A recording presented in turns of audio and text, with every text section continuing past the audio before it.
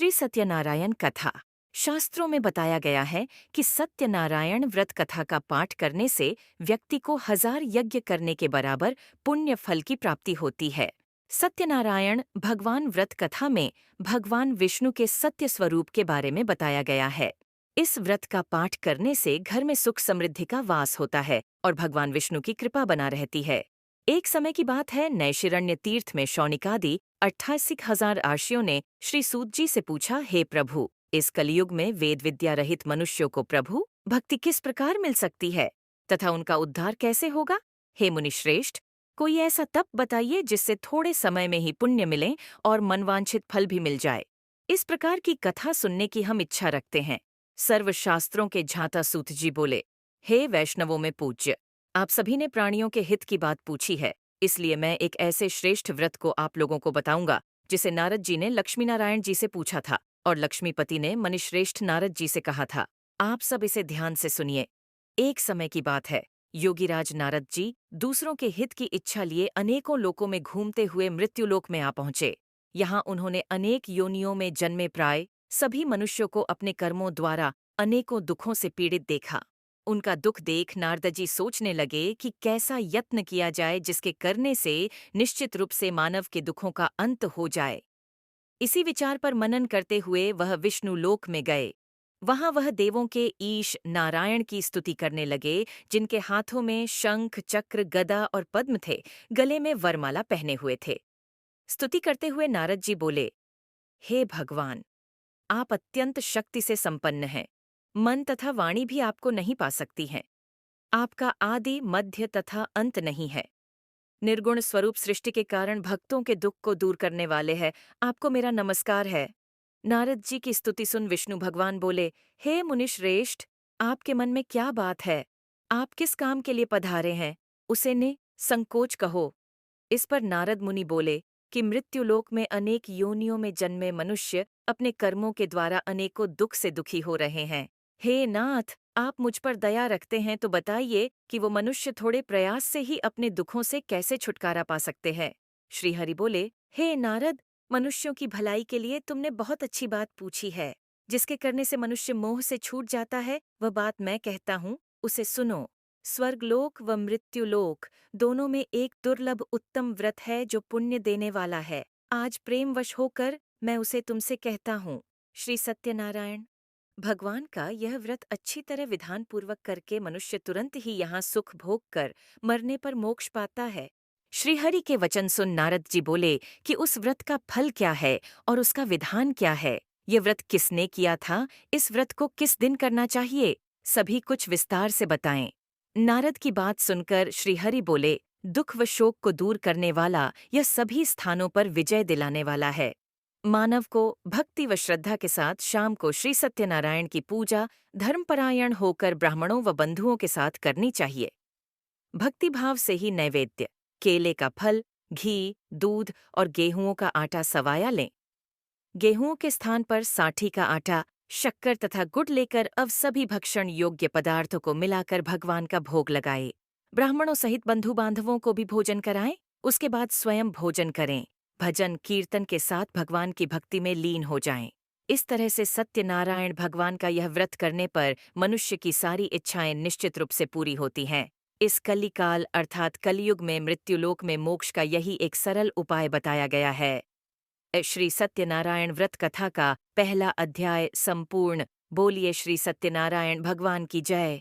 सत्यनारायण भगवान की व्रत कथा का दूसरा अध्याय। सूत जी बोले, हे ऋषियों, जिसने पहले समय में इस व्रत को किया था उसका इतिहास कहता हूँ, ध्यान से सुनो। सुंदर काशीपुरी नगरी में एक अत्यंत निर्धन ब्राह्मण रहता था। भूख प्यास से परेशान वह धरती पर घूमता रहता था। ब्राह्मणों से प्रेम करने वाले भगवान ने एक दिन ब्राह्मण का वेश धारण कर उसके पास जाकर पूछा, हे विप्र, नित्य दुखी होकर तुम पृथ्वी पर क्यों घूमते हो? दीन ब्राह्मण बोला, मैं निर्धन ब्राह्मण हूँ, भिक्षा के लिए धरती पर घूमता हूँ। हे भगवान, यदि आप इसका कोई उपाय जानते हो तो बताइए। वृद्ध ब्राह्मण कहता है कि सत्यनारायण भगवान मनोवांछित फल देने वाले हैं, इसलिए तुम उनका पूजन करो। इसे करने से मनुष्य सभी दुखों से मुक्त हो जाता है। वृद्ध ब्राह्मण बनकर आए सत्यनारायण भगवान उस निर्धन ब्राह्मण को व्रत का सारा विधान बताकर अंतर्धान हो गए। ब्राह्मण मन ही मन सोचने लगा कि जिस व्रत को वृद्ध ब्राह्मण करने को कह गया है, मैं उसे जरूर करूंगा। यह निश्चय करने के बाद उसे रात में नींद नहीं आई। वह सवेरे उठकर सत्यनारायण भगवान के व्रत का निश्चय कर भिक्षा के लिए चला गया। उस दिन निर्धन ब्राह्मण को भिक्षा में बहुत धन मिला, जिससे उसने बंधु बांधवों के साथ मिलकर श्री सत्यनारायण भगवान का व्रत संपन्न किया। भगवान सत्यनारायण का व्रत संपन्न करने के बाद वह निर्धन ब्राह्मण सभी दुखों से छूट गया और अनेक प्रकार की संपत्तियों से युक्त हो गया। उसी समय से यह ब्राह्मण हर माह इस व्रत को करने लगा। इस तरह से सत्यनारायण भगवान के व्रत को जो मनुष्य करेगा, वह सभी प्रकार के पापों से छूटकर मोक्ष को प्राप्त होगा। जो मनुष्य इस व्रत को करेगा, वह भी सभी दुखों से मुक्त हो जाएगा। सूत जी बोले कि इस तरह से नारद जी से नारायण जी का कहा हुआ श्री सत्यनारायण व्रत को मैंने तुमसे कहा। हे विप्रो, मैं अब और क्या कहूँ। आर्षि बोले, हे मुनिवर, संसार में उस विप्र से सुनकर और किस किस ने इस व्रत को किया, हम सब इस बात को सुनना चाहते हैं। इसके लिए हमारे मन में श्रद्धा का भाव है। सूत जी बोले, हे मुनियों, जिस जिस ने इस व्रत को किया है, वे सब सुनो। एक समय वही विप्र धन व ऐश्वर्य के अनुसार अपने बंधु बांधवों के साथ इस व्रत को करने को तैयार हुआ। उसी समय एक लकड़ी बेचने वाला बूढ़ा आदमी आया और लकड़ियां बाहर रखकर अंदर ब्राह्मण के घर में गया। प्यास से दुखी वह लकड़हारा उनको व्रत करते देख विप्र को नमस्कार कर पूछने लगा कि आप यह क्या कर रहे हैं। तो उन्होंने बताया कि व्रत कर रहा हूँ तथा इसे करने से क्या फल मिलेगा, कृपया मुझे भी बताएं। ब्राह्मण ने कहा कि सब मनोकामनाओं को पूरा करने वाला यह सत्यनारायण भगवान का व्रत है। इनकी कृपा से ही मेरे घर में धन धान्य आदि की वृद्धि हुई है। विप्र से सत्यनारायण व्रत या के बारे में जानकर लकड़हारा बहुत प्रसन्न हुआ। चरणामृत लेकर वह प्रसाद खाने के बाद वह अपने घर गया। लकड़हारे ने अपने मन में संकल्प किया कि आज लकड़ी बेचने से जो धन मिलेगा, उसी से श्री सत्यनारायण भगवान का उत्तम व्रत करूंगा। मन में इस विचार को ले बूढ़ा आदमी सिर पर लकड़ियां रख उस नगर में बेचने गया जहां धनी लोग ज्यादा रहते थे। उस नगर में उसे अपनी लकड़ियों का दाम पहले से 4 गुना अधिक मिलता है। बूढ़ा प्रसन्नता के साथ दाम लेकर केले, शक्कर, घी, दूध, दही और गेहूं का आटा ले और सत्यनारायण भगवान के व्रत की अन्य सामग्रियां लेकर अपने घर गया। वहां उसने अपने बंधु बांधवों को बुलाकर विधि विधान से सत्यनारायण भगवान का पूजन और व्रत किया। इस व्रत के प्रभाव से वह बूढ़ा लकड़हारा धनपुत्र आदि से युक्त होकर संसार के समस्त सुख भोग अंतकाल में बैकुंठ धाम चला गया। श्री सत्यनारायण व्रत कथा का दूसरा अध्याय संपूर्ण। बोलिए श्री सत्यनारायण भगवान की जय। सत्यनारायण भगवान की व्रत कथा का तीसरा अध्याय। सूत जी बोले, हे श्रेष्ठ मुनियों, अब आगे की कथा कहता हूँ। पहले समय में उल्कामुख नाम का एक बुद्धिमान राजा था। वह सत्यवक्ता और जितेंद्रिय था। प्रतिदिन देव स्थानों पर जाता और निर्धनों को धन देकर उनके कष्ट दूर करता था। उसकी पत्नी कमल के समान मुख वाली तथा सती साध्वी थी। भद्रशीला नदी के तट पर उन दोनों ने श्री सत्यनारायण भगवान का व्रत किया। उसी समय साधु नाम का एक वैश्य आया। उसके पास व्यापार करने के लिए बहुत सा धन भी था। राजा को व्रत करते देखकर वह विनय के साथ पूछने लगा, हे राजन, भक्तिभाव से पूर्ण होकर आप यह क्या कर रहे हैं? मैं सुनने की इच्छा रखता हूँ, तो आप मुझे बताएं। राजा बोला, हे साधु, अपने बंधु बांधवों के साथ पुत्रादि की प्राप्ति के लिए एक महाशक्तिमान श्री सत्यनारायण भगवान का व्रत व पूजन कर रहा हूँ। राजा के वचन सुन साधु आदर से बोला, हे राजन, मुझे इस व्रत का सारा विधान कहिए। आपके कथनानुसार मैं भी इस व्रत को करूंगा। मेरी भी संतान नहीं है और इस व्रत को करने से निश्चित रूप से मुझे संतान की प्राप्ति होगी। राजा से व्रत का सारा विधान सुन व्यापार से निवृत्त हो वह अपने घर गया।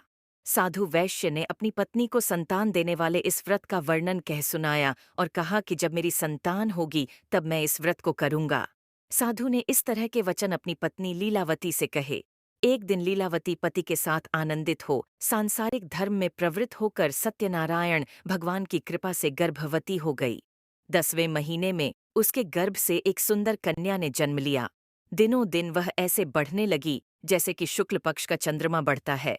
माता पिता ने अपनी कन्या का नाम कलावती रखा। एक दिन लीलावती ने मीठे शब्दों में अपने पति को याद दिलाया कि आपने सत्यनारायण भगवान के जिस व्रत को करने का संकल्प किया था, उसे करने का समय आ गया है। आप इस व्रत को करिए। साधु बोला कि हे प्रिय, इस व्रत को मैं उसके विवाह पर करूंगा। इस प्रकार अपनी पत्नी को आश्वासन देकर वह नगर को चला गया। कलावती पिता के घर में रह वृद्धि को प्राप्त हो गई। साधु ने एक बार नगर में अपनी कन्या को सखियों के साथ देखा तो तुरंत ही दूत को बुलाया और कहा कि मेरी कन्या के योग्य वर देख कर आओ। साधु की बात सुनकर दूत कंचन नगर में पहुंचा और वहां देखभाल कर लड़की के सुयोग्य वाणिक पुत्र को ले आया। सुयोग्य लड़के को देख साधु ने बंधु बांधवों को बुलाकर अपनी पुत्री का विवाह कर दिया, लेकिन दुर्भाग्य की बात ये कि साधु ने अभी भी श्री सत्यनारायण भगवान का व्रत नहीं किया। इस पर श्री भगवान क्रोधित हो गए और श्राप दिया कि साधु को अत्यधिक दुख मिले। अपने कार्य में कुशल साधु बनिया जमाई को लेकर समुद्र के पास स्थित होकर रत्नासारपुर नगर में गया। वहां जाकर दामाद ससुर दोनों मिलकर चंद्रकेतु राजा के नगर में व्यापार करने लगे। एक दिन भगवान सत्यनारायण की माया से एक चोर राजा का धन चुराकर भाग रहा था।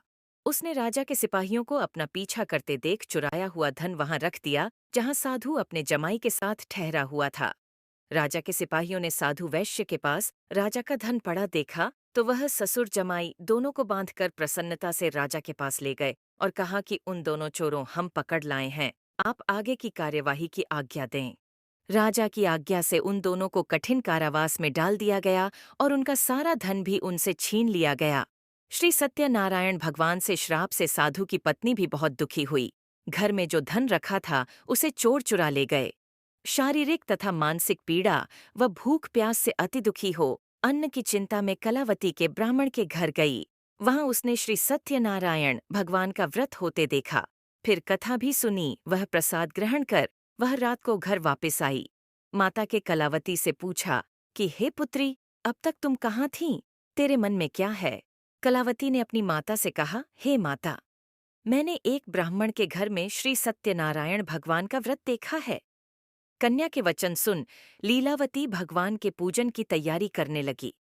लीलावती ने परिवार व बंधुओं सहित सत्यनारायण भगवान का पूजन किया और उनसे वर मांगा कि मेरे पति तथा जमाई शीघ्र घर आ जाएं। साथ ही यह भी प्रार्थना की कि हम सबका अपराध क्षमा करें।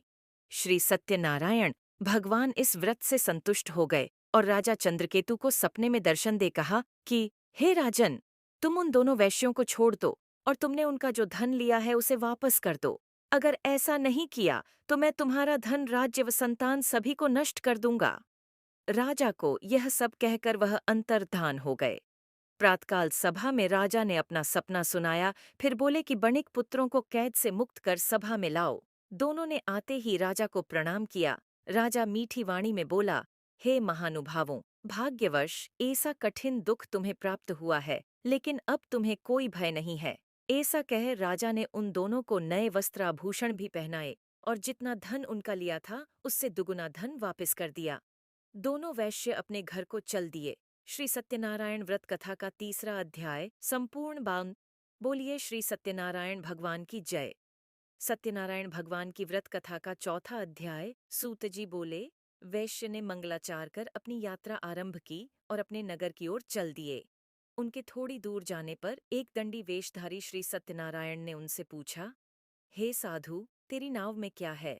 अभिवाणी वणिक हंसता हुआ बोला, हे दंडी, आप क्यों पूछते हो? क्या धन लेने की इच्छा है? मेरी नाव में तो बेलव पत्ते भरे हुए हैं। वैश्य के कठोर वचन सुन भगवान बोले, तुम्हारा वचन सत्य हो। दंडी ऐसे वचन कह वहां से दूर चले गए।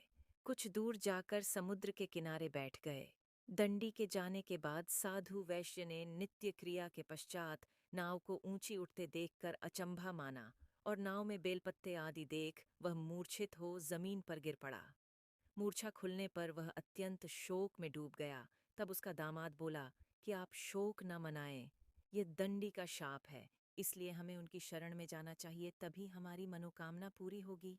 दामाद की बात सुनकर वह दंडी के पास पहुंचा और अत्यंत भक्तिभाव नमस्कार करके बोला, मैंने आपसे जो जो असत्य वचन कहे थे उनके लिए मुझे क्षमा दें। ऐसा कह कहकर महान शोकातुर हो रोने लगा।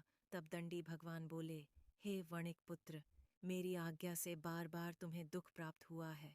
तू मेरी पूजा से विमुख हुआ। साधु बोला, हे भगवान, आपकी माया से ब्रह्मा आदि देवता भी आपके रूप को नहीं जानते, तब मैं अज्ञानी कैसे जान सकता हूँ?